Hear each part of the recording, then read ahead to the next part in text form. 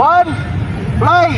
Namukadkad ang mga kulay sa kalangitan sa Melvin Jones nitong Sabado, February 14. Ito'y sa pagsahimpapawid ng mga makukulay at naglalakihang mga saranggola. Mayroong disenyong paru-paro at mistulang dragon. Mayroon ding saranggola na sumisimbolo sa kabayanihan. Ang mga ito ay gawa ng kite enthusiast na si Delphine sa Kite Flying Challenge na parte ng handog ng panagbenga sa Pamilya Baguio. Aniya inaabot daw ang isang linggo o di kaya na may isang buwan ang pagbuo nito. Actually, naubos, nawawala ng kultura ng pagpapalipad ng saranggola sa Pilipinas. Kaya ang mga kabataan na, mga bata ay nasa busy sila sa gadgets.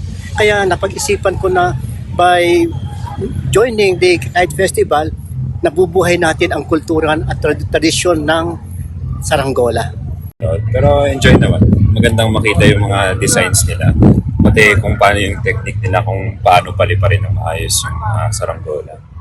Bukod sa mga saranggola, napuno din ng musika at kultura ang Melvin Jones Grandstand.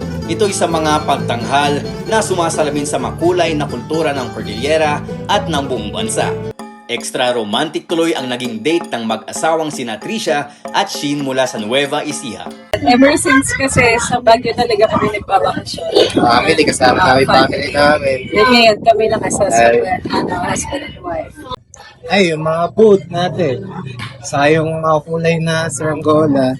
Maraming activities Kasi kasi. madalang lang kami makakita din ng ganyan sa lugar namin.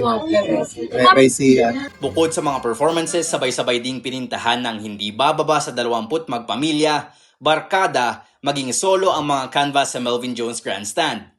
Sentro ng kanilang pinta ang mga bulaklak na animoy walang patid sa pamumukadkad. Ang mga ito itatampok sa malalaking parada ng Panagbenga Festival. Handa ang ating mga organizers, yung ating coordination with the local government of Baguio is always there. It's always present. 30 years na natin ginagawa yan. So, more or less kabisado na natin. Ano? But this year is special. Since 30th na natin yan, we're looking forward na dumami ang partisipasyon. Sa pamamagitan daw ng sayaw at musika, maging laruan na saranggola na ipapakita ang mayamang kultura. Bagay na simbolo ng pagkakaisa, pagkamalikhain at ng simpleng ligaya kasama ang pamilya. John Nicer, RNG News.